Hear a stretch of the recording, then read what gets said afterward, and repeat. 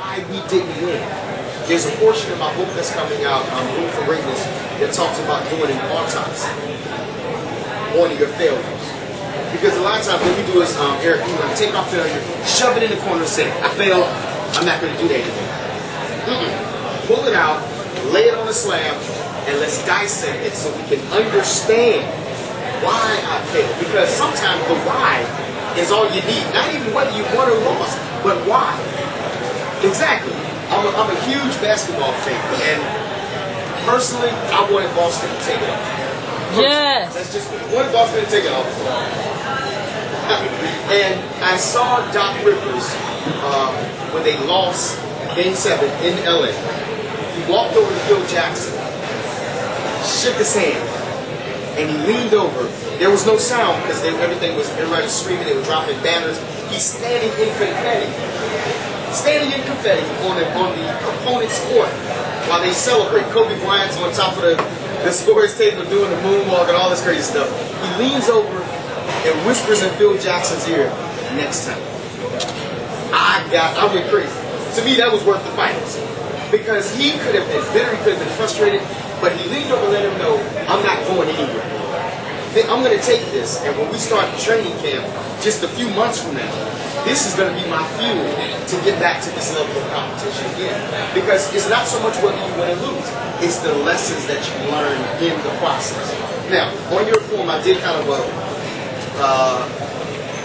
fill in the blanks, just so kind of keep us a little bit engaged.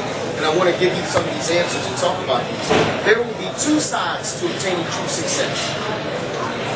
There's a creative side, and then there is a critical side. There is a creative side and there's a critical side. Now, we love talking about creative side. That's your dreams, your passions, your goals.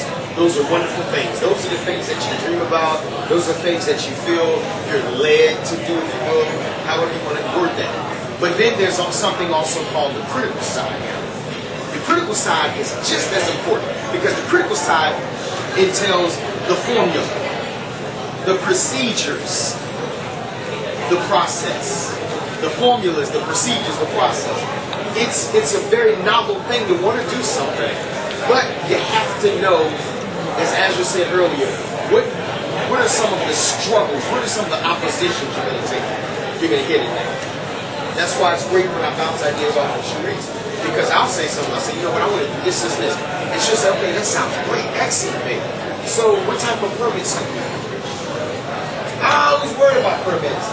Let's just get it done. Well, see, that's going to be a source of opposition later. So the sooner we think about it, the better off we're prepared.